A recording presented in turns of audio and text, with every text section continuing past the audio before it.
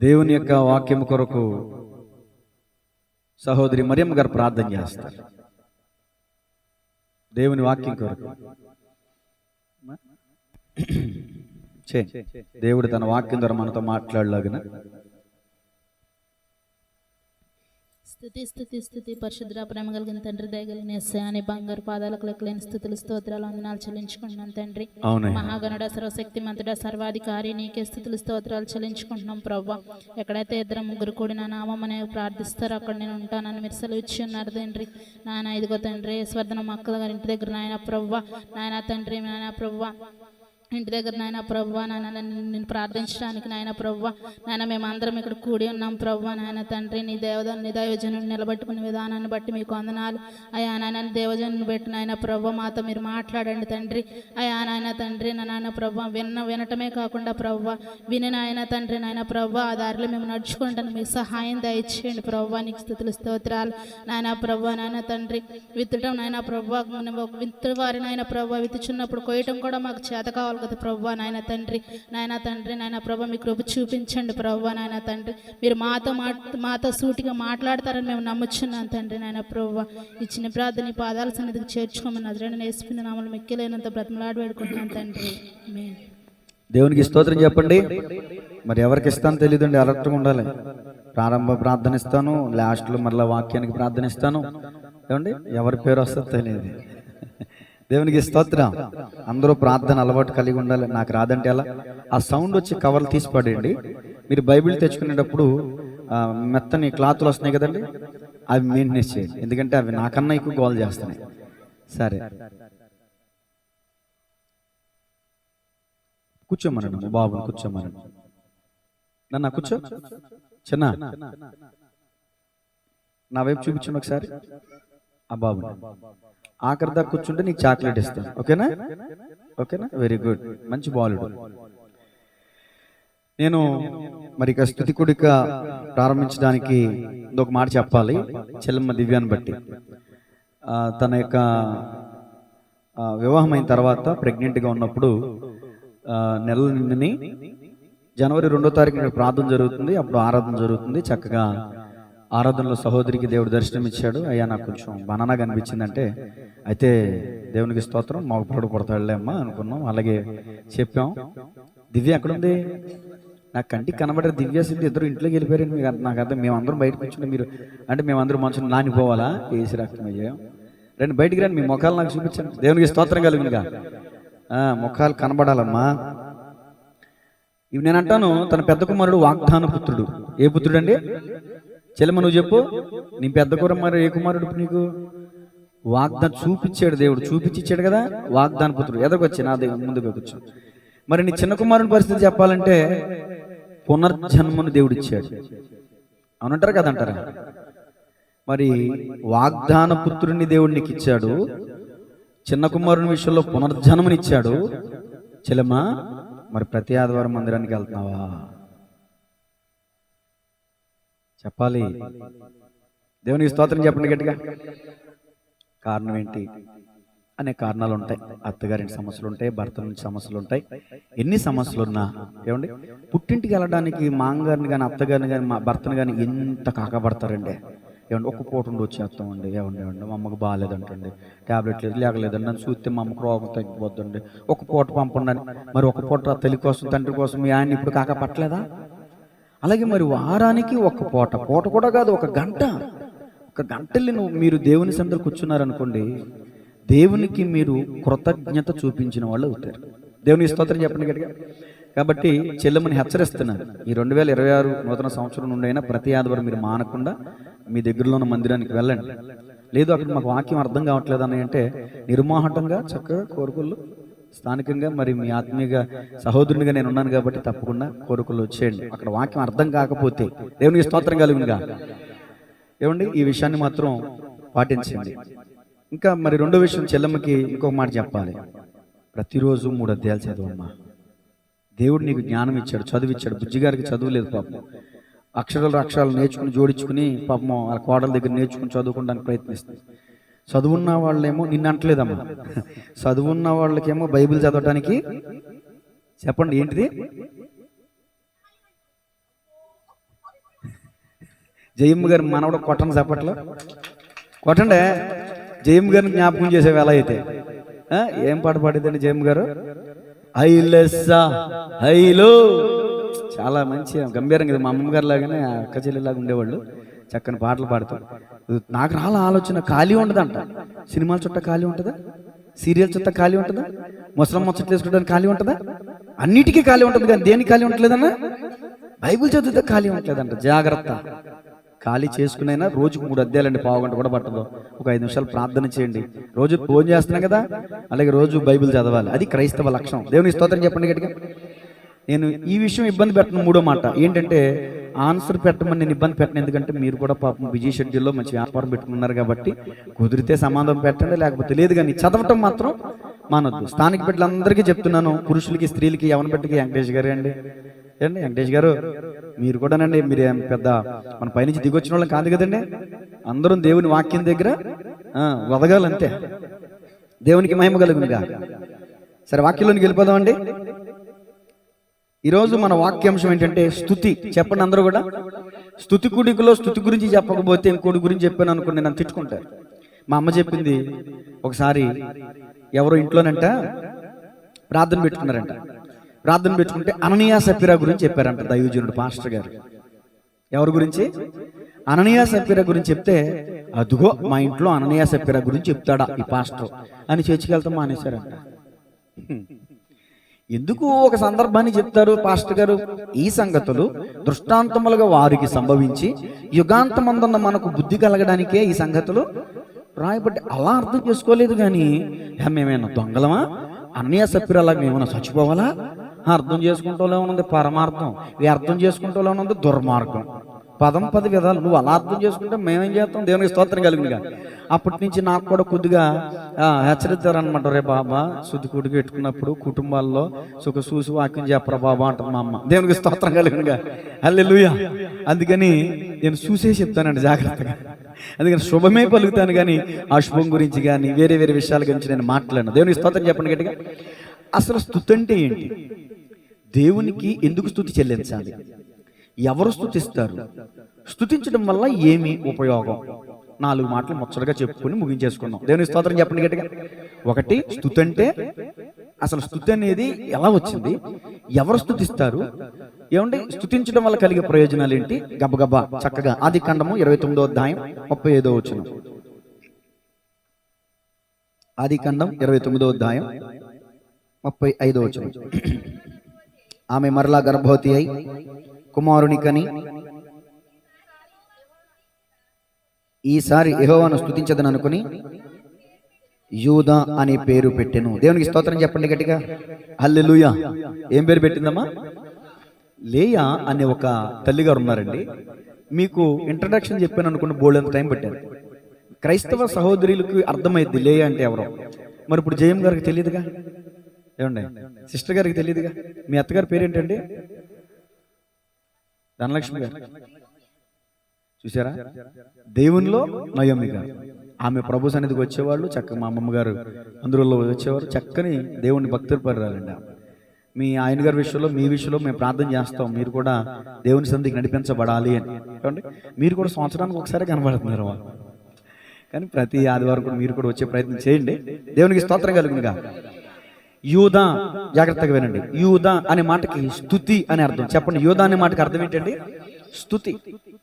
స్తుతి అంటే ఏంటంటే పొగడ్త. స్తుతి అంటే ఏంటంటే దేవునికి కృతజ్ఞత చెల్లించడం. అయ్యా, నాకు ఒక మగబిడ్డని ఇచ్చావు, ఈ బిడ్డను నాకు ఇచ్చావు కదా, నీకు స్తుతి చెల్లిస్తున్నా అని ఆ తల్లి స్తుతి అనేటటువంటి అర్థం ఇచ్చేటటువంటి యూదా అనే పేరు పెట్టింది. ఇప్పుడు నేను అడుగుతున్న ప్రశ్న, వివాహం అయ్యి కొన్ని ఏళ్ల తరబడి, సంవత్సరాల తరబడి ఉన్న వాళ్ళు ఉన్నారు, భార్యాభర్తలైన వారి పిల్లలు లేక. ఏమండి? 5 లక్షల రూపాయలు ఇంజెక్షన్, లక్షల రూపాయలు ఖర్చు పెడుతున్నారు గర్భఫలం రావాలి అని. 1000 రూపాయలు ఇచ్చిస్తున్నారు, మెడిసిన్ వాడుతున్నారు. ఎన్నో గుళ్ళు, ఎన్నో గోపురాలు, ఎన్నో చర్చిలు, ఎన్నో మసీదు, ఎన్నో వాళ్ళు ఎక్కడికంటే అక్కడికి వెళ్తే పిల్లలు పడుతున్నారంటే ఇక్కడికి వెళ్తే పిల్లలు పడుతున్నారు. వాళ్ళ ఆశ, వాళ్ళ ఆవేదన ఏంటంటే ఎవరే చెప్తే అక్కడికి వెళ్ళిపోతున్నారు. ఎవరే చెప్తే అవసరమైతే మట్టి మింగమంటే ఎందుకని?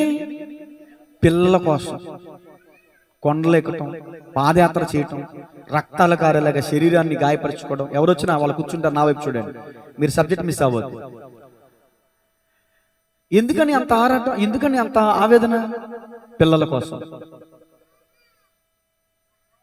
బాగా ఏడిపిస్తే మీరు లోపలికి తీసుకెళ్ళిపోండి, అలా ఏడిపిస్తే కనుక. దేవుని స్తోత్రం చెప్పండి, గట్టిగా గట్టిగా చప్పట్లు కొట్టండి. హల్లెలూయా. ఎందుకంటే వాక్యం చెప్పేటప్పుడు మీరు వినేటప్పుడు చాలా పీస్ఫుల్గా ప్రశాంతంగా ఉండాలి. ప్రతి ఒక్కరు ఫోను ఆల్రెడీ సైలెంట్ పెట్టారని అనుకుంటున్నాను. ఇప్పుడు నేను చెప్పే మాట ఏంటంటే, ఓ తల్లి ఉందండి. ఇప్పుడు ఇంట్రడక్షన్ అంతా చెప్పను, ఇప్పుడు జేఎం గారు మీకు అర్థమయ్యాలంటే, ఓ తల్లి ఉంది. ఆ తల్లికి దేవుడు ఓ బిడ్డనిచ్చాడు దేవుని కృప ద్వారా. దేవుడు నన్ను ప్రేమించి నాకు ఒక బహుమానం ఇచ్చాడు, నాకు ఒక మగబిడ్డని ఇచ్చాడు కదా అని చెప్పి దేవుని స్తుతించింది. ఇది మీకు అర్థమైంది కదా. అది ఇప్పుడు బిడ్డలను కలిగి ఉన్న తల్లులారా, తండ్రులారా, మీరు కలిగి ఉన్నటువంటి బిడ్డలను బట్టి దేవునికి స్తుతి చెల్లిస్తున్నారా? నేను అడుగుతున్న ప్రశ్న. పిల్లలు పుట్టేశారుగా, పిల్లలు పెరిగి పెద్దవాళ్ళు అయిపోయారుగా, పెళ్లిళ్ళు అయిపోయినాయిగా, ఇంకెందుకులే అనుకుంటే అది పొరపాటే. ఒక్కసారి పిల్లలు లేక తల్లిదండ్రులు ఎంత బాధపడుతున్నారో వాళ్ళ బాధ చూడండి, వాళ్ళ ఆవేదన చూడండి, వాళ్ళ అపనిందలు చూడండి, వాళ్ళ నిందలు చూడండి. ఇంట్లో అత్తమామలు, ఆడబొడుచులు, తోడు కోడళ్ళు, ఇరుగు పొరుగు వారు ఎన్ని రకాలుగా చుట్టుకు గొడ్డు మొద్దానా అంటారు. ఈ మాట అనకూడదు, నన్ను క్షమించండి ఇలా అన్నందుకు. మీకు అర్థం కావాలిగా సబ్జెక్టు.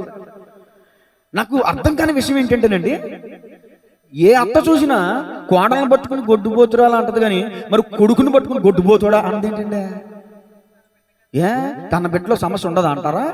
తన బిడ్డలో లోపం ఉండదు అంటారా? ఎందుకు ఉండదు? మగ బిడ్డలో ఒక పురుషునిలో ఉండాల్సినటువంటి కణశక్తి తక్కువైనా కూడా స్త్రీ లోపం లేకపోయినా పిల్లలు పుట్టరు.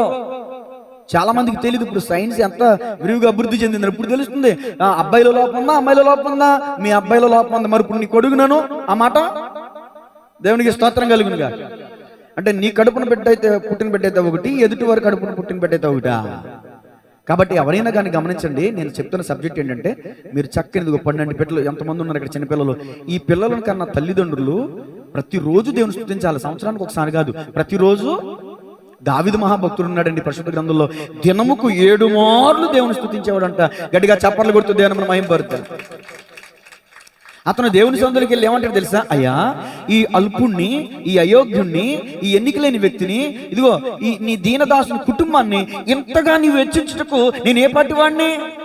నేను దేవుని మందిరానికి వెళ్ళి తను తగ్గించుకుని దేవుణ్ణి హెచ్చిస్తూ దేవుణ్ణి గణపరుస్తున్నాడు. అయ్యా, నాకు ఇచ్చిన కుటుంబాన్ని, నా భార్యను బట్టి నీకు వందనాలు, నా బిడ్డలను బట్టి నీకు వందనాలు, నాకు ఇచ్చిన ఆరోగ్యాన్ని బట్టి మీకు వందనాలు. ఇప్పుడు చెల్లెమ్మ దివ్య కానివ్వండి, సింధు కానివ్వండి, ఏమండి మంచి భర్తలను ఇచ్చాడు వాళ్ళకి. ఎలాంటి వ్యసనాలు లేవు నాకు తెలిసి. 2 పేర్లు నాగరాజులు. త్వరలో శాలిం రాజులు చేసేస్తాం, లేకపోతే అవుదురు గాక. ఏమంటే రాజుగారు ఇబ్బంది పడరు కదా, ఎందుకంటే నా మీద గౌరవం ఉంది కాబట్టి, అభిమానం ఉంది కాబట్టి నేను ఏదైనా నవ్వుతూ ఊరుకుంటారు. నచ్చని వ్యక్తి అయితే ఎవరు నువ్వు అంటారు. కానీ 2 నాగరాజుల్లో కూడా నాకు నచ్చింది ఏంటంటే, చక్కగా కనిపిస్తే అన్నా నమస్తే అన్నా, లేకపోతే వందనాలన్నా, చక్కగా నవ్వుతారు చూడండి. ఆ నవ్వు, ఆ పలకరింపు, ఆ చిరునవ్వు లక్షల రూపాయలు ఇచ్చినా దొరకదండి. యేసువర్ధన్ గారు, రాంబాబు గారు ఎంత అదృష్టవంతులు అంటే, బంగారం లాంటి అల్లుని కొట్టేశారు మీరు. దేవుని స్తోత్రం కలిగినగా. నాకు ఆడపిల్లలు పుట్టినందుకు బాధ లేదు కానండి. ఏమంటే ఆడపిల్లలు పుట్టినా అదే ఖర్చు, మగపిల్లలు పుట్టినా అదే మనం పెంచుతాక అదే ఖర్చు అవుద్ది. వీళ్ళు పెరిగి పెద్దోళ్ళు అయిన తర్వాత ఏ పొరపాటు చేయకుండా 1, 2 మంచి అల్లుళ్ళు వస్తే నా బ్రతుకు పండగే అనుకుంటాను పుడిగించే నేను. దేవునికి స్తోత్రం కలిగినగా. ఆడపిల్లలు పుడితే బాధపడమాకండి, కళ్ళల్లో పెట్టి చూసుకుంటారు. మగపిల్లోడు పుడితే మీకు గుద్దు, ఆడపిల్ల పుడితే మీకు గుడ్డు. నాకు 2 గుడ్లు, మా బామ్మర్తికి 2 గుడ్లు. దేవునికి స్తోత్రం కలుగునుగా. మీకు కూడా ఇప్పుడు మరి యేసువర్ధన్ గారికి, రాంబాబు గారికి అయితే ఒక గుద్దు ఉండదులేండి, తమ్ముడు మంచోడు కాబట్టి. దేవునికి స్తోత్రం కలుగునుగా. కాబట్టి నేను అంటాను, మీ పిల్లలు చూసుకుంటున్నప్పుడల్లా దేవుడు గుర్తు రావాలి మీకు. ఇంత 12 బిడ్డను నాకు ఇచ్చాడు కదా. ఉదయాన్నే మీరు లేచి బిడ్డను చూసి కంజిల పక్కన పెట్టేయండి. ఆ బిడ్డను చూసి గాడ్ బ్లెస్ యూ అని చెప్పాలి. ఆ బిడ్డకి ఏం చెప్పాలి? ఒరే నిద్రమోహం వాడా, ఒరే దొన్నపోతోడా, ఒరే దొంగ సచ్చినోడా లేరా అంటారు కొంతమంది పిల్లలు నట్టుకుని, పిల్లల విలువ తెలియక. ఒకసారి ఏసన్న గారు అభేశారా ఓ గృహానికి గుడికి వెళ్తున్నారంట, శుద్ధి గుడికి. అమ్మ నేను రైల్వే స్టేషన్లో దిగాను అంటే, నా పెద్ద కొడుకు పంపిస్తానండి అందంట. పెద్ద కొడుకుని పంపిస్తే ఆ దారిలో ఏదో ఆలస్యమైందంట. పాస్టర్ గారు ఎంకరేజ్ చేసుకుని వెళ్ళిపోయారు. అయ్యో అన్న మా ఊడు రాలేదా అంటే, ఎక్కడమ్మా నేను చాలాసేపు చూసాను, నేను వచ్చేసానంటే, గాడిద పెద్ద గాడిద అండి, గాడిదలు అంటాడు, గాడిద అంటదంట, చిన్నగాడిది పొడుకుందనే పెద్ద గాడిదని పంపించాను. గాడిద నా కోసం కొడుకుని పంపిస్తానన్నా గాడిద అంటే ఏంటి అంటే, అదే అన్నయ్య గారు, నా పెద్ద కొడుకు ఒక గాడిద, నా చిన్న కొడుకు అయ్యగారు అన్నారంట, సరే నీ పెద్ద కొడుకు ఒక పెద్ద గాడిద, నీ చిన్న కొడుకు ఒక చిన్న గాడిద, మరి చిన్న గాడిదని పెద్ద గాడిదని కన్నా నువ్వు ఎవరు అన్నారు, నేను అనకూడదు అని స్తోత్రం. పిల్లల్ని అనరాని మాటలు అనకూడదండి. మరి దొంగడు అలాగే మా మాటలు రికార్డ్ అవుతుంది అనకూడదు కాబట్టి చెప్తున్నా. వేనాడు చస్తావురా, నీకు సావురానా, నీకు తాడుదే. ఎప్పటి నుంచి అడుగుదాం అనుకున్నాను, తాడుదే కంటే ఏంటి అర్థం ఏంటండి? మగోడికి తాడింటుంటే మగోడికి ఆడవాళ్ళకి తాడు ఉంటుంది కానీ మగోళ్ళని పట్టుకుని కూడా నీ తాడుదే అంటారు ఏంటండి? విచిత్రమైన తిట్లే. సరే తర్వాత చెప్పండి, ఇప్పుడు వద్దులే, బాగోదు. దేవుని స్తోత్రం చెప్పండి గట్టిగా, హల్లెలూయా. పిల్లల్ని దయచేసి అలా తిట్టమాకండి. గర్భఫలము యెహోవా ఇచ్చు మీకు. ఇప్పుడు రాజేష్కి పెళ్ళి అవుతుంది, మీరందరూ ఏదైనా గిఫ్ట్ పట్టుకెళ్తున్నారు, పగిలిపోయింది ఇస్తానా మంచిది ఇస్తారా? మంచిది ఇస్తారుగా.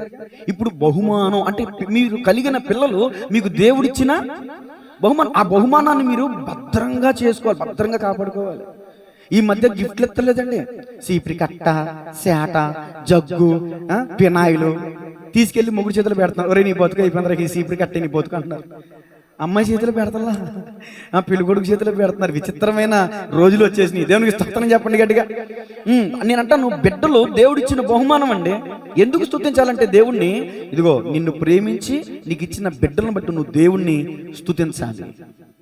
దేవుడు ఇచ్చే దేవుడు, పక్క వాళ్ళకి షేకండి ఇచ్చి దేవుడు ఇచ్చే దేవుడు అని చెప్పండి.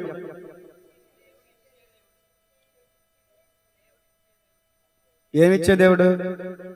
లచ్చలా, కోట్ల? ఏమిచ్చే దేవుడు? ఇదిగో దానియేలు గ్రంథం 5:18 చూడండి ఒకసారి. ఏమిస్తాడు దేవుడు చూడండి. నన్ను నమ్ముకోండి లచ్చలు ఇస్తాను అనలే ఆయన, నన్ను నమ్ముకోండి కోట్లు ఇస్తానని అనలేదు ఆయన. ఓకేనా? దానియేలు గ్రంథం 5:18 రాజా చిత్తగించుము, మహోన్నతుడగు దేవుడు మహద్దశను, రాజ్యమును, ప్రభావమును, ఘనతను నీ తండ్రియగు నెబుకద్నెజరుకు ఇచ్చెను. ఇది దానియేలు అనే ప్రవక్త బెల్షెజరు అనే రాజుతో తన తండ్రి నెబుకద్నెజరు గురించి చెప్తున్నాడు. దేవునికి స్తోత్రం చెప్పండి గట్టిగా. రాజా చిత్తగించము, ఒకసారి నా మనవి ఆలకించు. మీ తండ్రి ఉన్నాడే ఒకప్పుడు నెబుకద్నెజరు, బాబులోన్ అంటారు, బబులోను అంటారు తెలుగులో. బబులోను మహారాజ్యానికి రాజు నీ తండ్రి. ఇదిగో బబులోనికి మహారాజ్యానికి రాజైన నీ తండ్రికి రాజ్యాన్ని ఇచ్చింది ఎవరనుకున్నావు? ప్రభావాన్ని ఇచ్చింది ఎవరనుకున్నావు?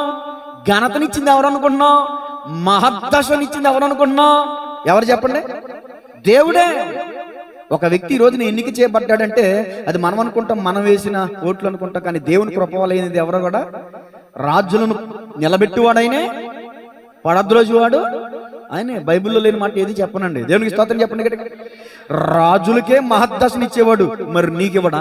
దేవునికి స్తోత్రం కలిగినగా. మహద్దశ పిల్లనేసాడు చెరులో, మంచి కౌంట్ వచ్చింది. బాపరే మంచి కోటేశ్వరుడు అయిపోయాడు. ఒక్క క్రాఫ్ట్కే, ఒక పంటకే అబ్బా కుబేరుడు అయిపోయాడు. ఒరే ఆడి దశ భలే తిరిగిపోయిందిరా, మహద్దశ అయిపోయిందిరా అంటారు కదా. అంటే దేవుడు నీకేమిస్తాడంటే మహద్దశ ఇస్తాడు. దేవుడు నీకేమిస్తాడంటే ప్రభావాన్ని ఇస్తాడు, ఘనతనిస్తాడు, నిన్ను ఘనపరుస్తాడు, నిన్ను హెచ్చిస్తాడు. జీవము కలిగిన దేవుడు. అందుకని నువ్వేం చేయాలంటే, ఇచ్చే దేవుడు కాబట్టి ఆయనకు నువ్వు థ్యాంక్స్ చెప్పాలి. బ్యాంకులోకి వెళ్ళాం, పెన్ను లేదు, ఏదో నోట్ రాసుకోవాలి, ఒక పక్క వాళ్ళని అడిగాం, పెన్ను ఇచ్చారు, రాసుకున్నాం, అయిపోయింది. తిరిగి పెన్ను ఇచ్చాం. తిరిగి పెన్ను ఇచ్చినప్పుడు ఏం చెప్తామండి నాగరాజు గారు? థ్యాంక్స్ చెప్తాం కదా. కనీసం కామన్ సెన్స్ అది. థ్యాంక్స్ చెప్పండి వెళ్ళిపోయాడు అనుకో, ఇదిగో పెన్ను ఇదిగో అనేసాడు అనుకో, వీడెవడిడా బుద్ధి లేనివాడుగా ఉన్నాడా, విసిరిపడి ఎత్తడండి పెన్ను అవసరం తీరిపోయాక. ఆ అవసరం తీరిపోయాకండి ఏమండి, ఇప్పుడు ప్లాస్టిక్ గ్లాస్ ఉందా, టీ తాగుతున్నాం, టీ తాగాక ఏం చేస్తాం? వాటర్ బాటిల్ ఉందా, వాటర్ తాగుతున్నాం. మరి వాటర్ తాగేసాక బాటిల్ ఏం చేస్తున్నాం? ఎమ్మెల్యే గారు వచ్చారు, చప్పట్లు కొట్టండి గట్టిగా, కొట్టాలి గట్టిగా. మరి మధ్యలో వచ్చేవాళ్ళు, ముగింపులో వచ్చేవారు, వాళ్ళ ఇష్టం వచ్చినప్పుడు వచ్చేవాళ్ళు ఎమ్మెల్యేలే, ప్రారంభంలో వచ్చేవాళ్ళు విశ్వాసులు. దేవునికి స్తోత్రం కలుగునుగా. తల్లిదండ్రులు అలవాటు అబ్బేసింది బాగా, ఆవు చేలో మేతే దూడగట్టిన మేతదా అన్నట్టు. దేవునికి స్తోత్రం చెప్పండి గట్టిగా, హల్లెలూయా. ఇప్పుడు ఎక్కడున్నానండి?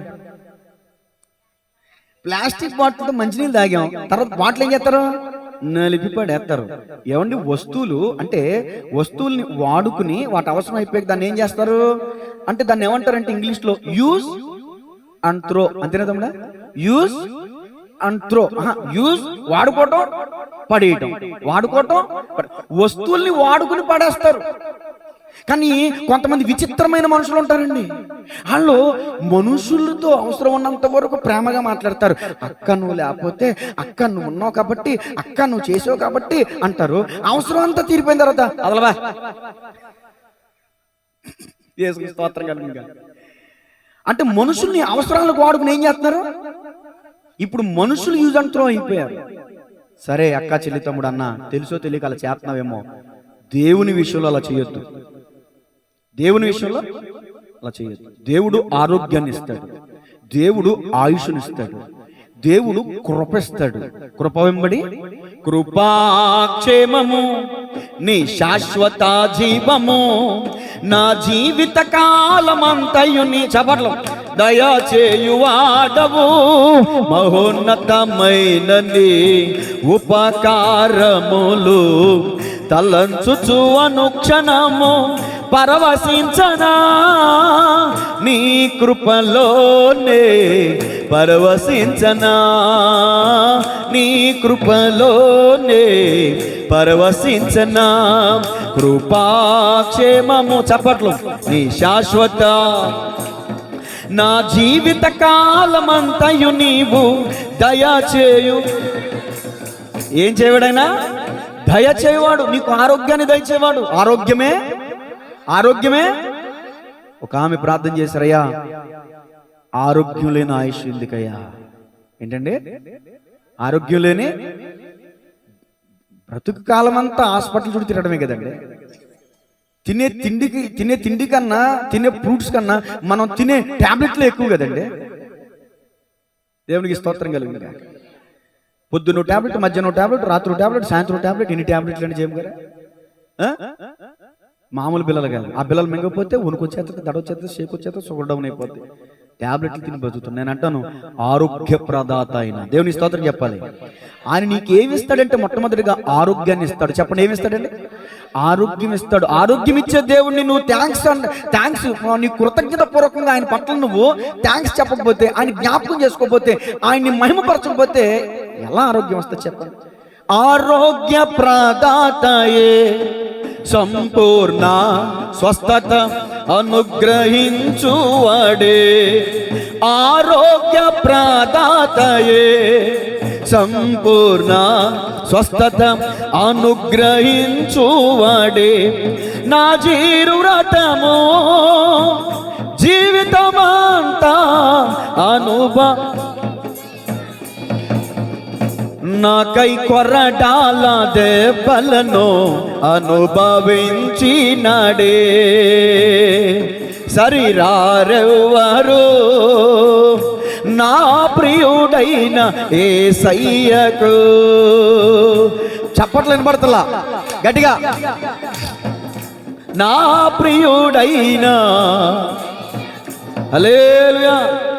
చప్పట్లు ఎందుకు కొట్టట్లేదు? మీరు సలూట్ చేస్తున్నాను ఇట్లా బీసుకుపోయారు కదా, ఎలా అవుతారా? మీరు ఇలా బీసుకునే కొద్దీ బీసుకుపోతారు. జాగ్రత్త, నేను చెప్పించట్లేదు అమ్మాయి, ఉన్నమాట చెప్తున్నా. ఇప్పుడు మీకు టెక్నిక్ చెప్తున్నా వినండి. మీకు వెచ్చదనం రావాలంటే, చలిపోవాలంటే ఏం చేయాలి తెలుసా? నెంబర్ 1, చేతులు ఇలా విప్పి చప్పట్లు కొట్టాలి. చప్పట్లు కొట్టినప్పుడు ఈ చేతులు రఫ్ అవుతూ ఉంటాయి కదా, అప్పుడు చలిపోయి ఏమొస్తుంది?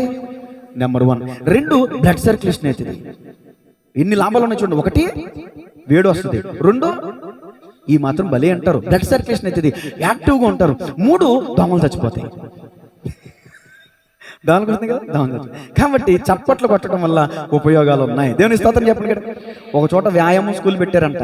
ఆ వ్యాయామం స్కూల్ దగ్గర డబ్బులు కట్టించుకుని లోపలికి పంపిస్తున్నారంట. డబ్బులు కట్టి లోపలికి వెళ్ళి వాళ్ళు చేసేదని తెలుసా?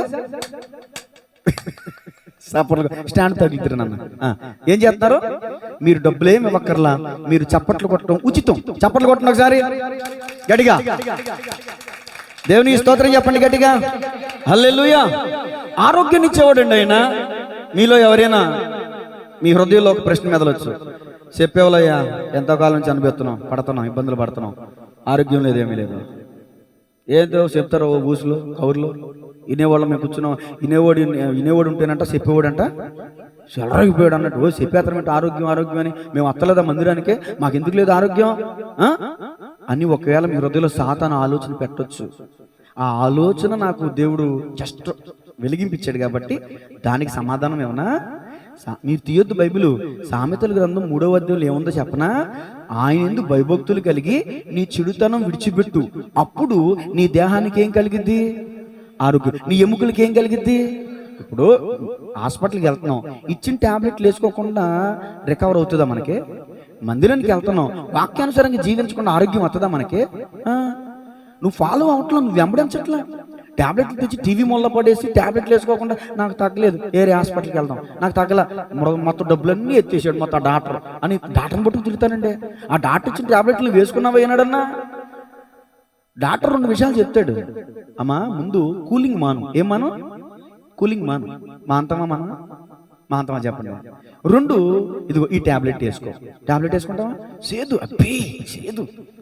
తీపిని బాగా ఇష్టపడతాం మనం. ఇదిగో ప్రాణం తీసేదే తీపి, ఆరోగ్యాన్ని ఇచ్చేది చేదు. దేవుని స్తోత్రం చెప్పండి గట్టిగా. మనం ట్యాబ్లెట్ చేదుగా ఉంటుంది కదా, అది ఆరోగ్యం ఇస్తుంది, జ్వరాన్ని పోగొడుతుంది. మనం తినే తీపి స్వీట్ ఉంటుంది చూసారు, షుగర్ అన్నారు కదా, మనం తినే తీపి వల్ల ఎక్కువ తీపి తినటం వల్ల ఒక షుగర్ వ్యాధి వచ్చింది అనుకో, యేసు రక్తమే జయం. దేవుని స్తోత్రం చెప్పండి గట్టిగా. కాబట్టి తీపి అనేది జబ్బు. తీపి అనేది ఏమన్నా పంచదార చుట్టూ ఏమొస్తాయి? మన కడుపులో తీపి ఎక్కువైంది అనుకో, కడుపులో ఏం పడతాయి? పురుగులు, లూసు పురుగులు అంటారు చూసారా, చిన్నపిల్లలకి వేసుకుంటారు, ఏర్పడుతుంటారు. వీళ్ళు చాక్లెట్ పెచ్చ, 5 స్టార్ చాక్లెట్లు, కిట్కెట్ చాక్లెట్లు, మంచు అవి ఇవి. యేసు రక్తమేజం, యేసు రక్తమేజం. నేను వీళ్ళు చాక్లెట్ తింటుంటే ఆ చాక్లెట్ నాకేం కనిపిస్తాయి తెలుసా? బొద్దింకలు కనబడతాయి, ఎలక తోకలు కనబడతాయి. నిజమేనండి. చాక్లెట్ తయారు చేసే కంపెనీలో మీరు ఇంటికి వెళ్ళాక యూట్యూబ్ ఛానల్ ఓపెన్ చేసి చాక్లెట్ తయారీలో ఏమేమి పడతాయి చాక్లెట్ తయారీలో అని కొట్టండి, వాళ్ళు ఏమేస్తారు తర్వాత విషయం. ఆ బొద్దింకలని కాకరోడేసారు, ఈ ఎలకలు పడుతున్నాయి, బొద్దింకలు పడుతున్నాయి. ఆ బొద్దింకలు అంటే సైంటిఫికల్ గా డాక్టర్లు చెప్పింది ఏంటంటే, సగటున ఒక మనిషి ఒక చిన్న చాక్లెట్ తింటే ఒక ఎలక తోక తిన్నట్టే. మీరు ఎలకలు తింటారు మీరు. దేవుని స్తోత్రం చెప్పండి. దేవునికి మహిమ కలుగునుగా.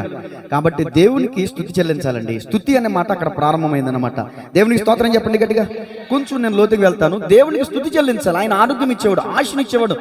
యెహోవా యందు భయభక్తులు కలిగిండుట దీర్ఘాయువునకు కారణం. చెప్పండి, దేవుణ్ణి నమ్ముకుని నువ్వు భయభక్తులు కలిగి ఉంటే దేవుడు నీకు 100 ఏళ్ళు 100 ఏళ్ళు దీర్ఘాయువు, సకలాశ్వరతలు, పిల్ల పాపలతో తరతరాలు పిల్లలు చూస్తావు. లేదనుకో, తోక జాడించామనుకోండి, దేవుణ్ణి నమ్ముకుని కూడా మందిరానికి వచ్చి కూడా యాసాలు వేసామనుకోండి, ఆ పడవ మీద ఈ పడవ మీద 2 కాళ్ళు వేసి ఎక్కడ పడతాడు? ఇదిగో ప్రసంగం 7:17 చెప్తుంది, అధికముగా దుర్మార్గపు పనులు చేయకము, బుద్ధిహీనంగా తిరగొద్దు, నీ కాలానికి ముందుగా. నీ కాలానికి అంటే దాని అర్థం నీకంటూ దేవుడు ఒక కాలం ఇచ్చాడు, కానీ కొంతమంది ముందే పోతున్నారు. తాగేసి జీప్ తోలేడు 31st నైట్ ఏదో ఎక్కడోనంట, అన్న చెల్లెలు గట్టుని చూసారు ఎక్కడెక్కడ, ఆ టర్నింగ్ అంతర్వేదండి, ఆ టర్నింగ్ ఉండే కాడ డైరెక్ట్కి వెళ్ళిపోయాడంట గోదావరిలో, దాంట్లో పడిపోయిందంట. ఒక మనిషి బయటకు వచ్చాడు, ఒక మనిషి చనిపోయాడు. ఎక్కడో ఈవెంట్ ఏర్పాటు చేశారంట 31st నైట్. చాలా మంది ఫ్యామిలీతో సంతోషంగా గడుపుదామని వెళ్ళారు. అక్కడ కరెంట్ షాక్ కొట్టి చనిపోయాడు ఒక వ్యక్తి. ఎందుకండి ఈ రోజున అర్ధాయుషు, ఎందుకండి ఈ రోజున అర్ధాంతరంగా వెళ్ళిపోతున్నారంటే భయభక్తులు లేవు. 31st నైట్ వచ్చిందంటే అందరికి సంతోషం, కానీ నాకైతే భయం తెలుసండి. ఎక్కడ యవనస్తులు తాగేసి రోడ్డు మీద పడిపోయి కాళ్ళు చేతులు ఎరగొట్టుకుని ప్రాణాలు పోగొట్టుకుంటారేమోనని గుండె దడదడలాడుతూ ఉంటుంది అనమాట. ఆ రాత్రంతా ప్రార్థన పూర్వకంగానే ఉంటుంది నా హృదయం అయితే. అయ్యా ఎలాంటి అశుభవార్తలు వినకూడదయ్యా, ఎలాంటి కీడు వార్తలు మేము వినకూడదయ్యా. భయం వేస్తుందండి 31st నైట్ వచ్చిందంటే. దేవునికి స్తోత్రం చెప్పండి గట్టిగా. సరే, దేవుడు గర్భఫలం ఇచ్చేవాడు. దేవుడు ఇదిగో చెల్లెమ్మలకి దేవుడు మంచి భర్తలను ఇచ్చాడు, మంచి పిల్లల్ని ఇచ్చాడు, మంచి కుటుంబాలను ఇచ్చాడు. ఏమన్నా మీరు అందరూ కలిసి దేవుని స్తుతించడం వల్ల మీకు ఎంత ప్రయోజనం ఉంటుందో తెలుసండి. పిల్లలకి తల్లిదండ్రులు బట్టలు కొన్నప్పుడు ఆ బట్టలు వేసుకోగానే పిల్లలు తల్లిదండ్రుల దగ్గరికి, డాడీ థ్యాంక్స్ డాడీ మంచి బట్టలు కొన్నావు డాడీ అంటే తల్లిదండ్రులు ఎంత సంతోషిస్తారు. ఆ పిల్లల సంతోషాన్ని చూసి మరింతగా ఆ తల్లిదండ్రులు చేయాలని మరి మనం కూడా చిన్న పిల్లల తల్లిదండ్రులకి వెళ్ళి చిన్న చిన్న విషయాల్లో థ్యాంక్స్ చెప్తున్నప్పుడు మన దేవునికి స్తుతి చెల్లించొద్దా? రెండో మాట ఎందుకు స్తుతించాలంటే కీర్తన 145 మొదటి నుంచి 3 వచనాలు చదవండి. చక్కగా రెండో మాటలోకి వెళ్తున్నాను. ఒకటి, స్తుతి అన్న మాట ఎక్కడ ప్రారంభమైందో చెప్పాను.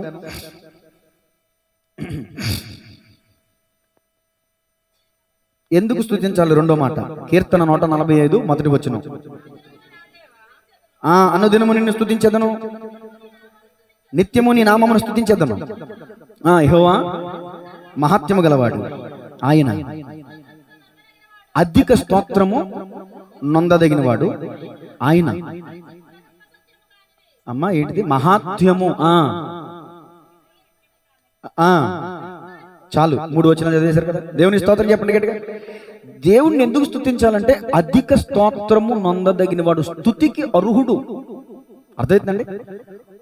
వినండి, స్తోత్రము పొందదగిన వాడు. స్తోత్రం ఏంటంటే స్తుతి అంటే పొగడత, మనం థ్యాంక్స్ చెల్లించాలి. ఇప్పుడు దానికి అర్హుడు. మరి రోమపత్రిక ఉంటుంది, నిరంతరము స్తోత్రార్హుడు అంటే దాని అర్థం స్తుతి పొందడానికి అర్హుడు, అర్హత ఉంది. ఎవరికైనా మనం థ్యాంక్స్ చెప్పాలంటే, ఎవరినైనా మనం పూజించాలంటే, ఎవరినైనా మనం ఆరాధించాలంటే, ఎవరికైనా మనం ప్రార్థించాలంటే అందరికీ కాదు, కనబడ్డ ప్రతి ఒక్కరికి కాదు, జీవము కలిగిన దేవునికి మాత్రమే మనం స్తుతి చెల్లించాలి. ఎందుకంటే ఆయన అధిక స్తోత్రము నొందదగిన వాడు. ఇంకో మాట చూడండి, యెషయా గ్రంథం 43:15. దేవుణ్ణి ఎందుకు స్తుతించాలి? నువ్వు దేవుణ్ణి ఎందుకు స్తుతించాలి? ఆయనకి స్తుతి చెల్లించడానికి, ఆ స్తుతి పొందడానికి ఆయన ఎందుకు అర్హుడు? యెహోవానగు నేనే నీకు పరిశుద్ధ దేవుడును, ఇశ్రాయేలు సృష్టికర్తనకు నేనే మీకు. ఇప్పుడు చెప్పండి, వెనకాల చెప్పండి, నీ సృష్టికర్తనగు. అందరూ చెప్పాలి, అయ్యా వెనకాల ఉన్న వాళ్ళు అందరూ చెప్పాలి, నీ సృష్టికర్తనగు నేనే నీకు రాజుని. మనల్ని ఎవరు సృష్టించారు? ఇప్పుడు దేవుడే సృష్టించాడు. కొంతమంది అభిప్రాయాలు, కొన్ని అభిప్రాయాలు ఉంటాయి, అవి మనకు వద్దు. కానీ దేవుడు మట్టి నుంచి మనిషిని చేసి, ఆ మనిషి యొక్క నాసికారంధ్రములో దేవుడు జీవవాయువును ఓదగా నరుడు జీవాత్మయుడు. నీలో ఉన్న ఊపిరి దేవునిదే, నీలో ఉన్న ఆత్మ దేవునిదే. నీలో ఉన్న ఆత్మ ఎవరిదే? దేవుని ఆత్మ నీలో ఉంది. నరుని ఆత్మ యెహోవా పెట్టిన, నిన్ను సృష్టించిన సృష్టికర్త ఆయనే. కాబట్టి నువ్వు థ్యాంక్స్ చెప్పాలి, ఆయనకి తప్పదు. దేవుని స్తోత్రం చెప్పండి గట్టిగా. ఆయనకి థ్యాంక్స్ చెప్పాల్సిందే, ఆయన సృష్టికర్త. లేకపోతే మీరేమైనా ప్లానింగ్ చేసుకున్నారా? నేను పలానా వారి తలారి రాంబాబు గారి తమ్ముడు, తలారి రాంబాబు గారి కుటుంబంలో నేను పుట్టాలి, లేకపోతే పలానా బిల్ గేట్స్, పలానా ముఖేష్ అంబానీ ఇంట్లో పుట్టాలి, లేకపోతే ఇంకొకరు నేను ఇలా అందంగా పుట్టాలి, ఇక్కడ కళ్ళు ఉండాలి, ఇక్కడ ముక్కు ఉండాలి, ఇక్కడ తల ఉండాలి, ఇక్కడ చేతులు ఉండాలని మీరు ఏమైనా స్కెచ్ తీసుకుని, మీరేమైనా ప్లానింగ్తో మీ తల్లి గర్భంలోకి వచ్చారా? మీరు అనుకుని వచ్చారా? మరి ఎవరు సృష్టించారు తల్లి గర్భంలో? అసలు తల్లి గర్భంలో ఒక శిశువు ఏర్పడడం ఏంటి అసలు? అది ఈ విషయాన్ని భక్తుడైన దావీదు గారు ఏమంటారంటే, అయ్యా నా తల్లి గర్భంలో నీవు నన్ను రూపించిన విధము చూడగా నాకు ఆశ్చర్యము భయము పుడుచున్నదంట. ఎముకలేంటి, నరాలేంటి, అసలు ఈ తోళ్ళేంటి? ఒక ఆపరేషన్ చేయాలంటే ఎన్ని చర్మాలు, దాన్ని ఏమంటారు? అదిగో 7 పొరలు అంట. ఈ పొరలేంటి, గర్భసంచి ఏంటి, అసలు ఎవరికైనా చెయ్యి ఏదైనా కట్ అయితే ఆ నరం ఎలా కలుపుతారు, అసలు ఆ ఎముకల్ని అసలు ఎలా సృజించాడు ఆయన జ్ఞానం అమోఘం కదండి. బుద్ధి జ్ఞానముల సర్వసంపదలు ఆయన యందే గుప్తమై ఉన్నాయి. దేవుని స్తోత్రం చెప్పండి గట్టిగా. అందుకండి దేవుడు నిన్ను నీ తల్లి గర్భంలో సృష్టించాడు కాబట్టి దేవుడిని స్తుతించాలి. నువ్వు స్తుతించట్లేదంటే దాన్ని కృతజ్ఞతహీనత అంటారు. అర్థమవుతుందండి? ఆరోగ్యం ఇస్తాడు, కుటుంబాన్ని ఇస్తాడు దేవుడు. అసలు నేను మొట్టమొదటిగా చెప్పాలంటే నిన్ను సృష్టించిన వాడు ఆయన. కీర్తన 71:6 ఇక్కడ ఉంటుంది ఈ మాట, తల్లి గర్భంలో. ఆ మాట గురించి చూడండి. తల్లి గర్భంలో ఎందుకు స్తుతించాలి నువ్వు దేవుణ్ణి? గర్భవాసిని అనేది మొదలుకొని నీవే నాకు ప్రాపకుడివై ఉంటివి, తల్లి గర్భము నుండి నన్ను ఉద్భవింపజేసిన వాడు నీవే. ఇందుని గురించి అద్దుగో నేను నిత్యము నీ కీర్తి నా నోట నుండును, నిత్యము నీ కీర్తి నా నోట నుండును, మేలైనా కీడైనా. చప్పట్లు కొట్టండి.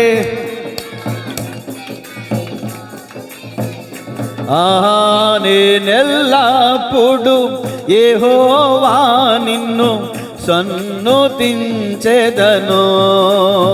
నేనెల్లప్పుడు యెహోవా నిన్ను హల్లెలూయా. ఒక ఆయన అన్నాడండి, క్రైస్తవులు అబద్ధాలు ఆడరు, పాడతారు అన్నాడంట. ఏంటండి? అబద్ధాలు ఆడరంట. పాపం ఏం చేస్తారంట? పాడతారంట. దేవుణ్ణి స్తుతించుడి,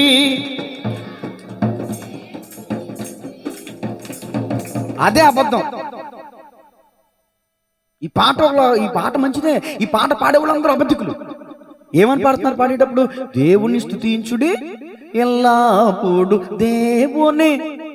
కానీ ఇలా స్తుతించేది మాత్రం అప్పుడప్పుడే, కానీ పాడేది మాత్రం ఇలా బండి కొన్నప్పుడు, ఇలా పెళ్లి కుదిరినప్పుడు, ఇలా శుభకార్యం జరిగినప్పుడు, అనుకున్నది జరిగినప్పుడు, దేవుడా నీకు స్తోత్రం ప్రభువా. కొంతమంది ప్రార్థన చేస్తారు అన్నం తినేటప్పుడు, ఆ వేడివేడిగా ఆటమాసం దగ్గర గుమ్మగుమ్మలు వచ్చేస్తుంది కదా, వేడివేడి అన్నం కలుపుకుని తినేయాలి కదా. ఇప్పుడు ఒక్క 2 నిమిషాలు కూడా ఈ ఆహారం వండిన వారిని, వడ్డించిన వారిని, దానసాయం చేసిన వారిని దీవించయ్యా, అయ్యా పేదలకు మంచి ఆహారం దయచే ప్రభా, తిన్నప్పుడు జీర్ణం దయచేయని ప్రభా అని చిన్న ప్రార్థన చేసుకోవడానికి వీడికి ఆతురత అక్క. ఒక షార్ట్ కట్ చిన్న ప్రార్థన, దేవుడా నీకు స్తోత్రం, నాకు జాగ్రత్త, నీకు స్తోత్రం, నాకు ఆత్రం కొద్దుకుంటే రేఖ ఎగిరిపోయాయి, దేవుడా నీకు స్తోత్రం, నాకు ఆత్రం. తినేస్తాను గబ గబ గబ. ఏదైనా అడ్డం ఉండి మనకి ఏమవుతుంది? అప్పుడు అడ్డం ఉన్నప్పుడు ఏసయ్యా నువ్వు తప్పించయ్యా. మరి తినేటప్పుడు అన్నావా? నేను తినేటప్పుడు మొక్క అడ్డు పడకూడదని వచ్చిన ప్రార్థన చేసుకున్నావా? మొక్క అడ్డం పడ్డాక దేవుడు గుర్తొస్తాడా? దేవుని స్తోత్రం చెప్పండి గట్టిగా. అందుకని దేవుని ఎందుకు స్తుతించాలంటే ఆయన సృష్టికర్త కనుక ఆయన్ని స్తుతించాలి. నీ తల్లి గర్భంలో నిన్ను రూపించిన వాడు ఆయనే. భక్తుడు దేవుని ఆత్మ అభిషేకంతో నింపబడి మాట చెప్తున్నాడు, అయ్యా నీవే నాకు ప్రాపకుడు అయినావు, తల్లి గర్భములో నుండి, తల్లి గర్భమున నేను ఉద్భవింపజేసిన నాటి నుంచి, నా తల్లి గర్భం నుంచి నీవే నన్ను. అసలు ఎంత అద్భుతంగా ఉంటుందండి ఆ వర్ణన. దేవునికి మహిమ కలుగునుగా. ఇంకా ఎందుకు స్తుతించాలి మరొక మాట చెప్తానండి. నిన్ను సృష్టించిన వాడు ఆయనే, నీ కోసం ప్రాణం పెట్టిన వాడు ఆయన. దేవుని స్తోత్రం చెప్పండి. నెంబర్ 1 చెప్పండి, అందుకని స్తుతించాలి. మరి ప్రాణం ఎందుకు పెట్టాడు? ఈ మాట అర్థం కావాలంటే అన్యులు కూడా ఉన్నారు కాబట్టి మీ అందరికీ అర్థమయ్యే రీతిలో చాలాసార్లు చెప్పాను, మరలా చెప్తున్నాను వినండి. ఒక కుమారుడు ఉన్నాడు, 10 సంవత్సరాల బాలుడు.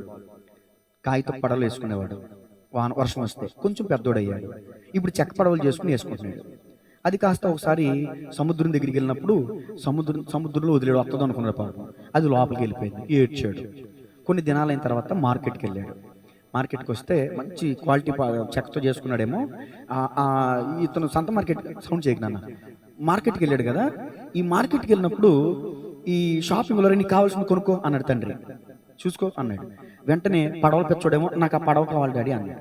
అతను కవర్ తింపి ఈ పడవను ఓపెన్ చేసి బాబు ఇస్తే, డాడీ ఏమో పరిస్థితి ఎత్తున్నాడు డబ్బులు కట్టడానికి, మనోడేమో పడవ అట్టి చూసుకున్నాడు. చూసుకుంటే తన మీద తన పేరు చెప్పుకున్నాడు అండి. అప్పుడు ఆ పేరు కనబడింది, ఇది నా పడవ, నా చేతులతో నేను చేసుకున్నా పడవ. వెంటనే డాడీ చేతులు ఆపేసి, డాడీ నువ్వు డబ్బులు కట్టొద్దు. ఏరా ఎందుకని? ఇది నేను చేసిన పడవ డాడీ, ఇది చూడు నా పేరు. ఇప్పుడు డబ్బులు కట్టాలా వద్దా? మీరు చెప్పండి, డబ్బులు కట్టాలా వద్దా? ఎందుకు కట్టాలి? తన చేసుకున్నట్టుగా తన చేతులతో. యేసు ప్రభు దేవుడైతే 3 మేకులు పీక్కులేకపోయాడే. యేసు ప్రభు దేవుడైతే ఎందుకు చచ్చిపోయాడు? యేసు ప్రభు దేవుడైతే తను ఎందుకు రక్షించుకోలేడు అని ప్రశ్నించేటటువంటి వాళ్ళ మూర్ఖత్వాన్ని బట్టి, అజ్ఞానం బట్టి నేను బాధపడుతున్నాను. వాళ్ళ మారుమనసు కోసం ప్రార్థన చేస్తున్నాను. ఎందుకు ఆయన ప్రాణం పెట్టాడు ఇప్పుడు చెప్తాను వినండి. ఆ తండ్రి అంటున్నాడు ఆ బిడ్డతో, అరే ఇది నువ్వే చెప్పుకున్నావు, ఇది నీ పడవే, కానీ ఈ పడవ నీ చేజారి ఎప్పుడైతే లోకంలోకి వెళ్ళిపోయిందో, సముద్రంలోకి వెళ్ళిపోయిందో, ఇప్పుడు అది నీది. ఇది ఇప్పుడు వేరేవారి దుకాణంలోకి వెళ్ళిపోయింది, వేరేవారి స్వహస్తం అయిపోయింది. ఇప్పుడు అది మనం పొందుకోవాలంటే ఏం చేయాలి? డబ్బు కట్టాలి. అలాగే దేవుడు మనల్ని చెక్కుకున్నాడు, తన రూపంలో మనం చెక్కున్నాడు, తన హస్తాలతో మనం చెక్కున్నాడు. ఆయన చేయి జారిపోయాం, మనం పాపం చేసి దేవునికి దూరం అయిపోయాం, పాపం చేసి దేవుని మహిమను కోల్పోయాం, పాపం చేసి దేవుని కృపను కోల్పోయాం, పాపం చేసి దేవుని అభిషేకాన్ని కోల్పోయాం, దేవుని సహవాసాన్ని కోల్పోయాం. దేవుని యొద్ద నుంచి మనం ఏదైతే కోల్పోయామో దాన్ని తిరిగి మరలా మనకివ్వటానికి, మనం కోల్పోయిన సహవాసం, మనం కోల్పోయిన జీవింపచేయు ఆత్మని, మనం కోల్పోయిన ఆనందాన్ని, తండ్రి యొక్క ప్రేమని తిరిగి మనకి ఇవ్వటానికి దేవుడే ఈ భూమి మీదకి మానవ అవతారిగా వచ్చాడు. ఇప్పుడు సాతాను చేతుల్లోకి వెళ్ళిపోయారు. మనందరం ఎక్కడికి వెళ్ళిపోయాం? 13 సంవత్సరాలకి నేను డ్రింకర్నండి, స్మోకర్నండి. సిగరెట్లు కాలిస్తే ఎలా కాల్చేవాడిని తెలుసా? రింగులే, గాల్లో రింగులు వదిలేవండి. దేవుడు పట్టుకుని 2 మొట్టికాయలు వేసి ఇక్కడ తీసుకురాకపోతే రింగ్ అయిపోయేవాడిని. దేవునికి స్తోత్రం కలుగునుగా. ఇప్పుడు సజీవం లెక్కలో ఉన్నట్టు కారణం దేవుని కృప. నేను అంటాను, సాతాను హస్తాల్లోకి వెళ్ళిపోయారు కదా, ఇప్పుడు సాతాన్ని ప్రభు అడుగుతున్నాడు, నా బిడ్డ నాకు కావాలి. సాతాన్ని దేవుడు అడుగుతున్నాడు, నా బిడ్డ నాకు కావాలి. ఈ సాతాను ఎర్రేసి, అమ్మా కూర్చోండి, ఏం వేశాడు?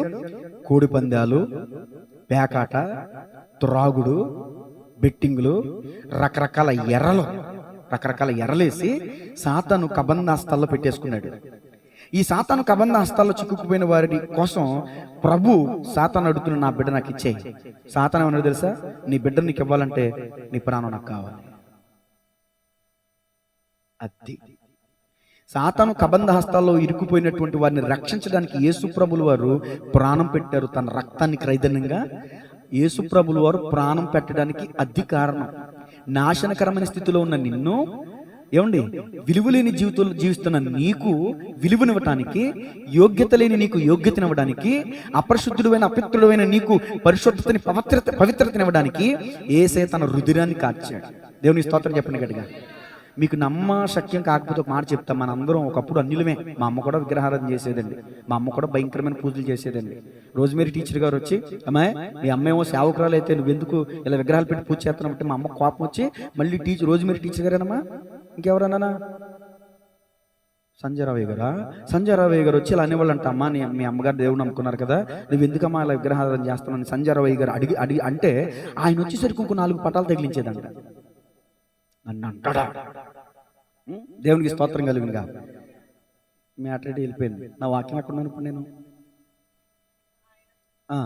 యేసుక్రీస్తు ప్రభుల వారు క్రైదనంగా ఆయన రక్తాన్ని చిందించి వెలపెట్టి కొనడానికి ఆయన భూమి మీదకి వచ్చారు. దేవునికి మహిమ కలుగునుగా.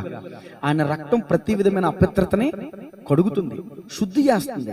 పాపం మనిషికి ఆవేదన తీసుకొస్తుంది, నష్టాన్ని తీసుకొస్తుంది, బాధను కలగజేస్తుంది, రోగాలను కలగజేస్తుంది, కుటుంబంలో నెమ్మది లేకుండా చేస్తుంది, ప్రశాంతత లేకుండా చేస్తుంది.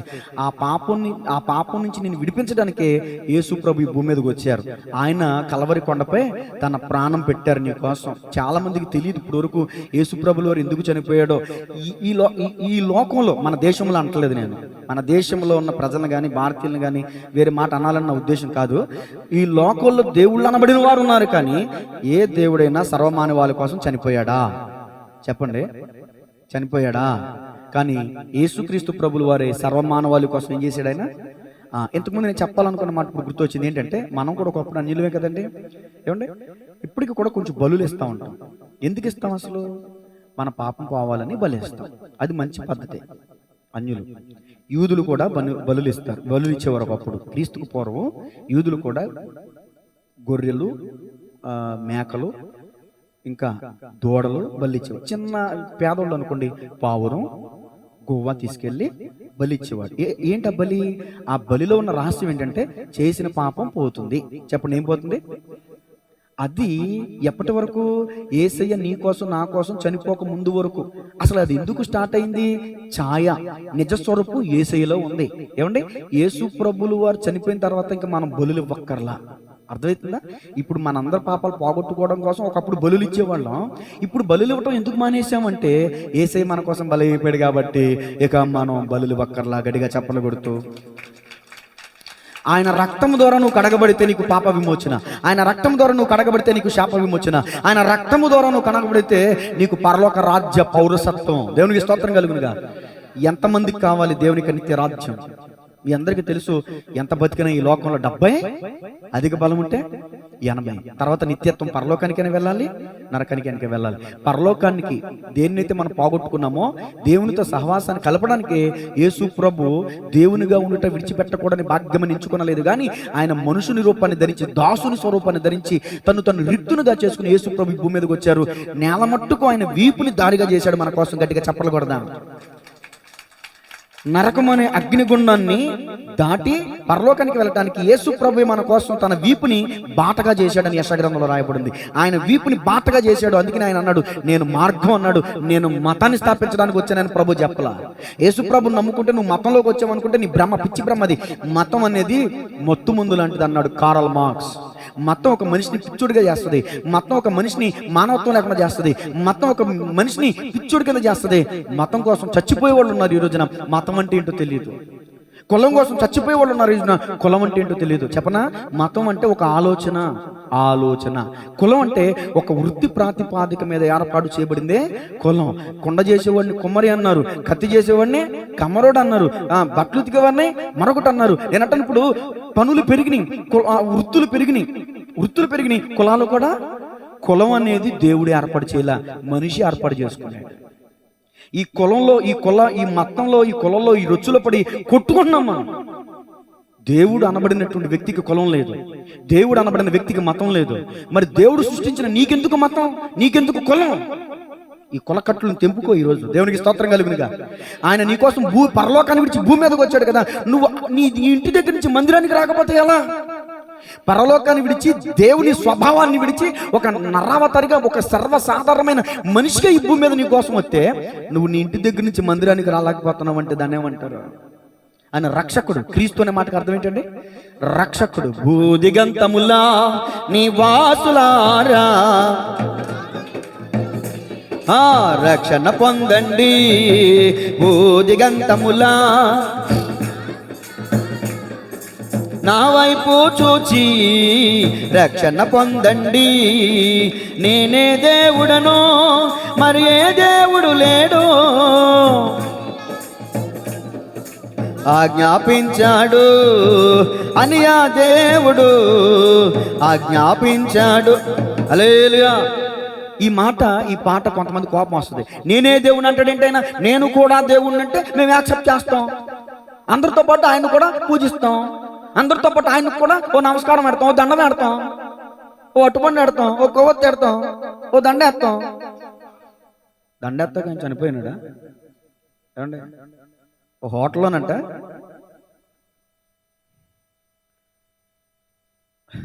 వేరే దేశం, మన దేశం కాదు, ఒక హోటల్లో వేరే దేశం, మన దేశం కాదు, ఒక హోటల్కి వెళ్ళాడంట ఒక ఆయన.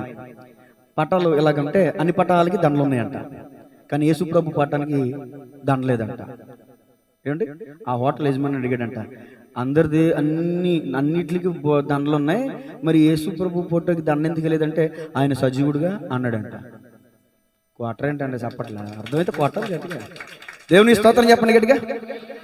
ఆయన సజీవుడు, నేను ఆరాధిస్తున్న దేవుడు, నేను ప్రకటిస్తున్న దేవుడు సజీవుడు, జీవము కలిగిన వాడు. ఆయన జీవం లేనివాడు కాదు. రక్షకుడు, నిన్ను రక్షించేవాడు ఆయన, నీ తల్లి గర్భంలో నిన్ను రూపించిన వాడైనా, అందుకు దేవుని స్తుతించాలి. నీకు ఆరోగ్యం ఇచ్చేవాడు, ఆయుష్ని ఇచ్చేవాడు, అందుకు దేవుని నువ్వు స్తుతించాలి. నిన్ను రక్షించడానికి పరలోకాన్ని విడిచి భూమి మీదకి వచ్చాడు, అందుకు నువ్వు దేవుని స్తుతించాలి. దేవుని స్తోత్రం చెప్పండి గట్టిగా. యెషయా గ్రంథం 45వ అధ్యాయం 20వ వచనం. యెషయా గ్రంథం 45వ అధ్యాయం 22వ వచనం. బూదిగంతముల నివాసులారా నా వైపు చూచి రక్షణ పొందండి. ఈ మాట ఎందరో నాయకులు చెప్పండి.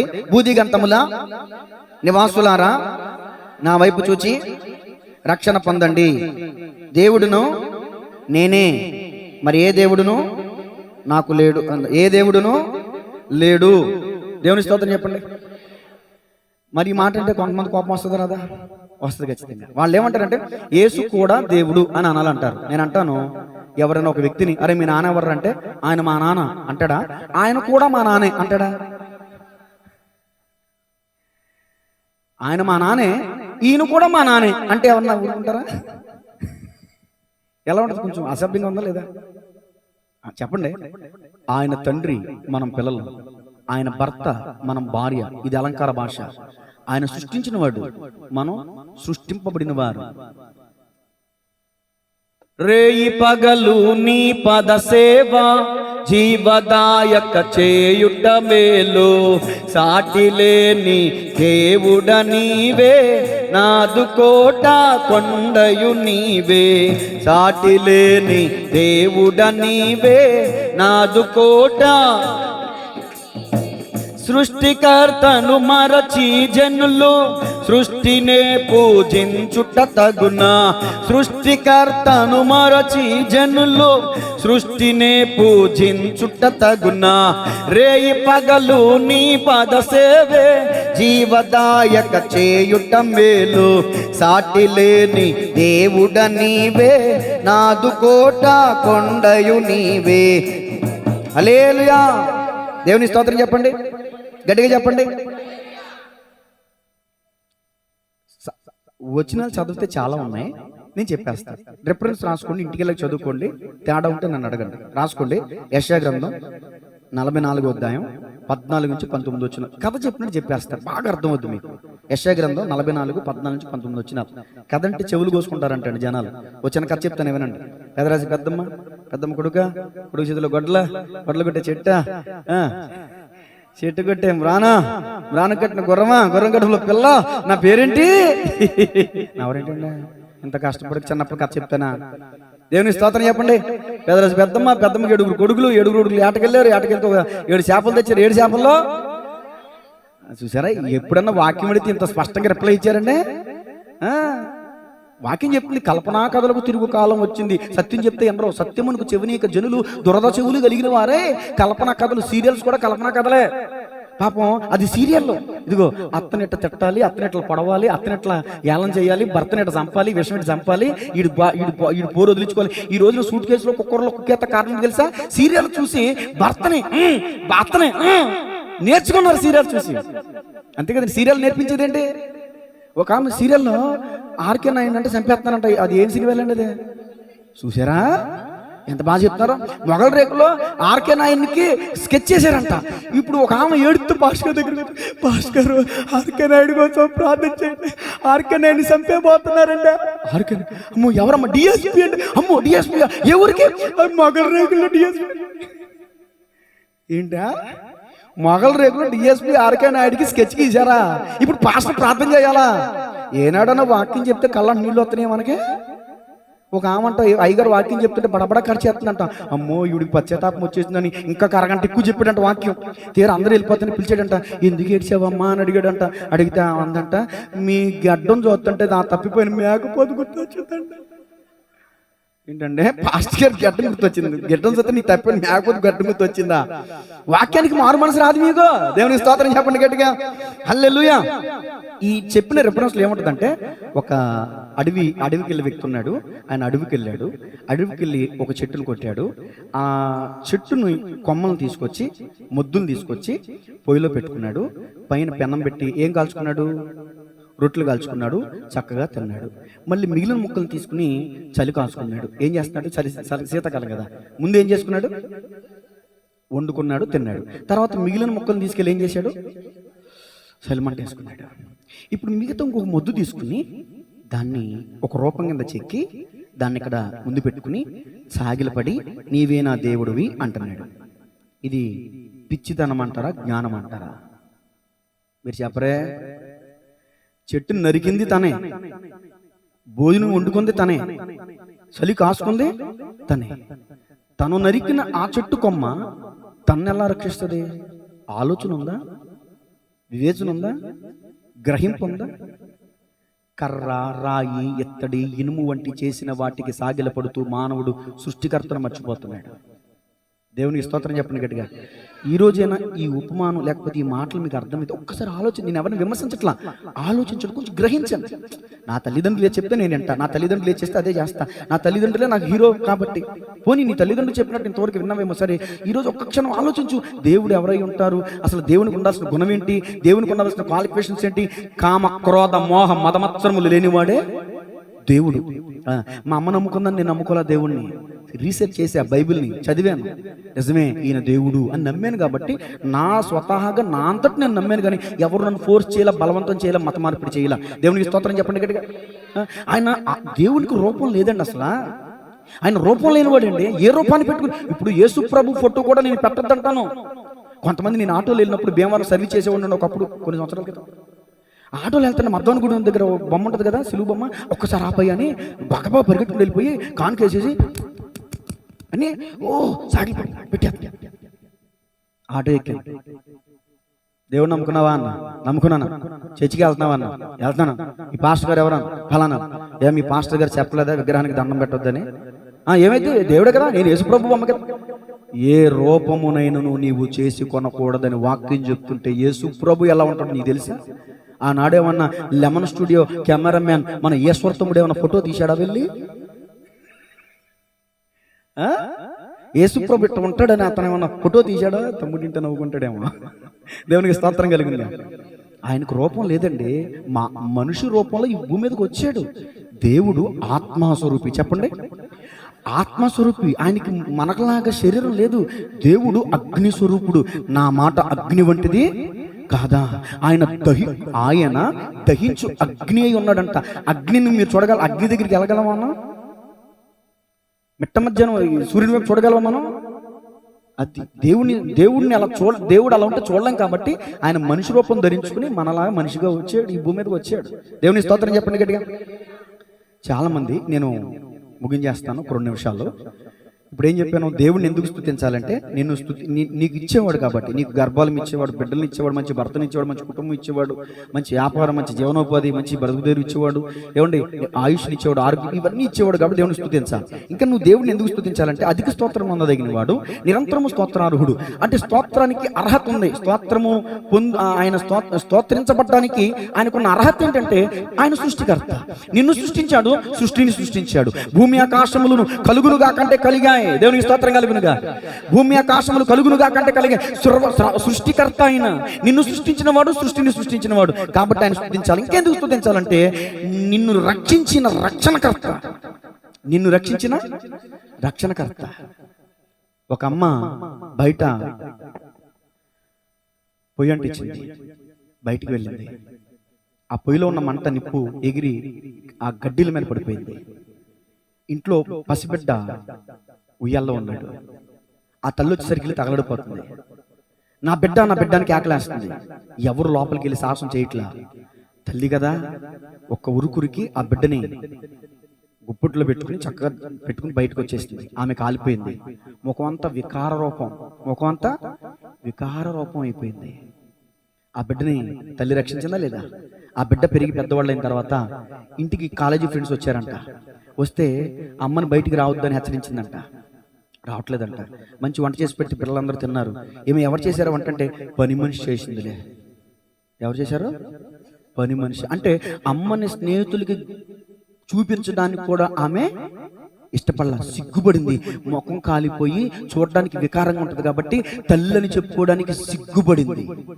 ఆ పక్కనే ఉన్నటువంటి స్నేహితురాలకి కథ అంతా తెలిసి ఒక మాట అందంట, వసే పాపిష్టురాలా, ఇదిగో మీ అమ్మగారి ముఖం అలా ఉంటుందని కారణం ఏంటి తెలుసా?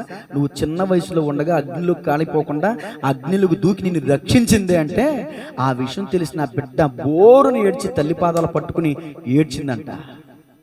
యేసుప్రభులు వారి విగ్రహాన్ని చూసి హేళన చేస్తున్నారండి. ఈ రోజున హేళన చేస్తున్నారు. తెలియట్లా, నీకోసమే ఆయన ప్రాణం పెట్టాడయ్యా. ఒకసారి ఆలోచించు. ఇప్పుడే ఆయన పాదాలు పట్టుకో. దేవుని స్తోత్రం చెప్పండి గట్టిగా. చాలా మంది అండి క్రైస్తవులు కాదు, కొంతమంది అన్యులే కాదు, అన్యులైతే వెళ్తున్నారంటే అది వాళ్ళ నమ్మకం. విశ్వాసులు కూడా, దేవుడు నమ్ముకున్న విశ్వాసులు కూడా జ్యోతిష్యాల దగ్గరికి వెళ్తారు. నేను ఇప్పుడు క్రైస్తవుల గురించి చెప్తున్నా, అన్యుల గురించి చెప్పట్లా. అది వాళ్ళ నమ్మకం. నేను తప్పట్ను. క్రైస్తవులు జ్యోతిష్యాలు చూడొచ్చా? జాతకాలు చూడొచ్చా? తాయెత్తులు కట్టుకోవచ్చా? మరి ఏం చేయొచ్చు? విశ్వాసం నుంచి ప్రార్థన చేయాలా? హాస్పిటల్కి వెళ్ళాలా?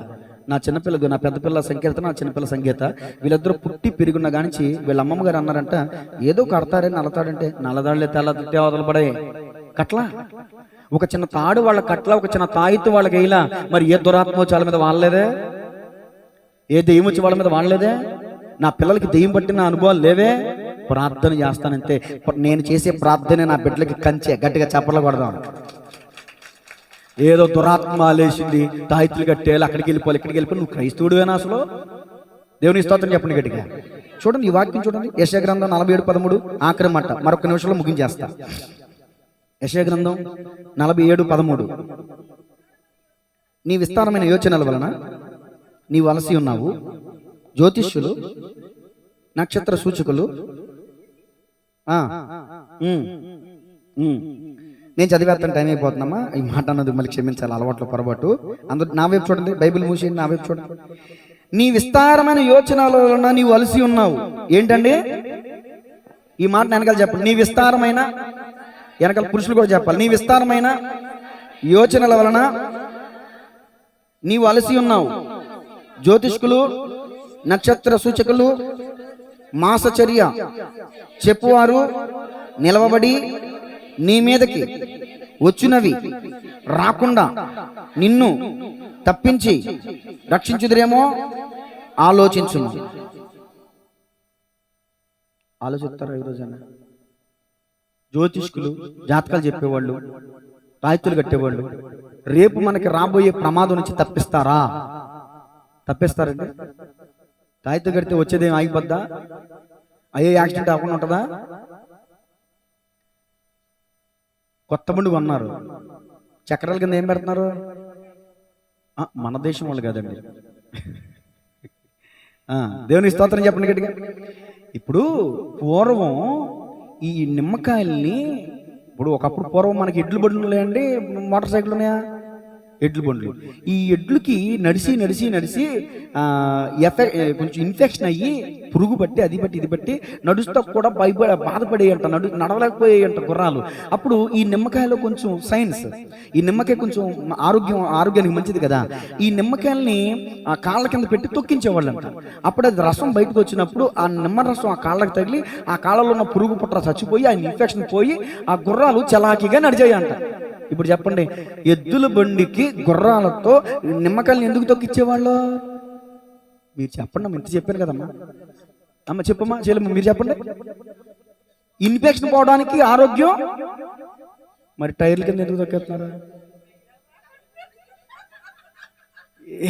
ఏంటి బండ్లు కూడా దెయ్యాలు పడతాయా? కొద్ది కామన్ సెన్స్ ఉండాలి కదండి, మనకు జ్ఞానం ఉండాలి కదండి. అసలు టైర్ కింద నిమ్మకాయ పెడతాం ఏంటండి? తలకాయలు ఎట్టి తొక్కిచ్చేస్తున్నారు నిమ్మకాయలు ఏంటి.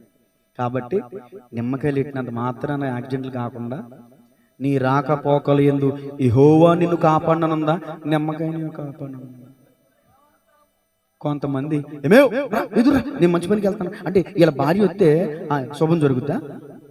అయితే నేను అంటాను, క్రైస్తవుడా, నీ రాకపోకలు ఎందు యెహోవా అనే ప్లేస్లో యెహోవా అని కొట్టేసి నా భార్య అని రాసుకో. అర్థమవుతుందా? దేవుని స్తోత్రం చెప్పండి. దేవుడు మనకి తోడుగా ఉంటాడండి. ఇన్నాళ్ళు తోడుగా మాతో నడిచావు, ఇమ్మానుయేలుగా వెన్నంటే నడిచావు. ఇన్నాళ్ళు తోడుగా మాతో నడిచావు, ఇమ్మానుయేలుగా వెన్నంటే నడిచావు. ఇజ్రాయేలు కాపరి నీకే స్తోత్రము, నిన్నే అనుసరింతుము జీవితాంతము. ఇజ్రాయేలు కాపరి నీకే స్తోత్రము, నిన్నే అనుసరింతును జీవితాంతము. ఇన్నాళ్ళు తోడుగా ఉంది నీకు దేవుడు. ఇది ఆలోచించు. నిన్ను తప్పించేవాడు, నిన్ను రక్షించేవాడు, నిన్ను ఆదరించేవాడు, నిన్ను హత్తుకునేవాడు, నీ కన్నీరు తుడిచేవాడు, నీ కన్నీటి నాట్యంగా మార్చేవాడు, నీ దుఃఖానికి ప్రతిగా స్తుతి వస్త్రాన్ని కలగజేసేవాడు. ఇరుగు పొరుగు వారు నిందలేస్తున్నారా, అపనందలేస్తున్నారా, అవమానాల్లో ఉన్నావా, లేవలేని స్థితిలో ఉన్నావా, కృంగిపోయే స్థితిలో ఉన్నావా, ఆర్థికపరమైన ఇబ్బందులా, ఆరోగ్యపరమైన సమస్యలా, సూటిపోటే మాటలా, నువ్వు ఏ స్థితిలో ఉన్నా నా దేవుడు నీకు తోడుగా ఉండేవాడు, నిన్ను రక్షించేవాడు. నీ శ్రమలో నేను నీకు తోడై ఉంటానని చెప్పిన వాడు ఆయన.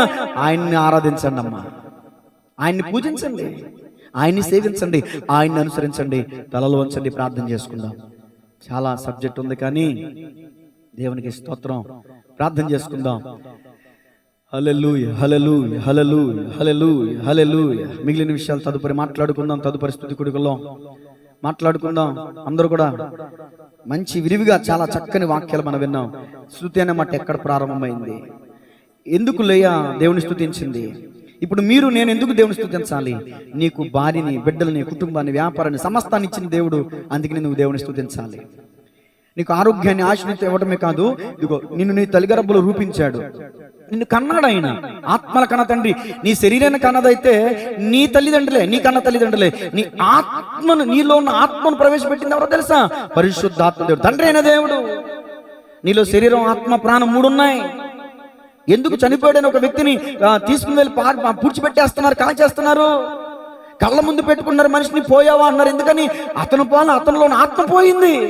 అతనిలో, ఒక మనిషిలో ఉన్న ఆత్మ దేవుని ఆత్మ, దేవుడు పెట్టిన ఆత్మ.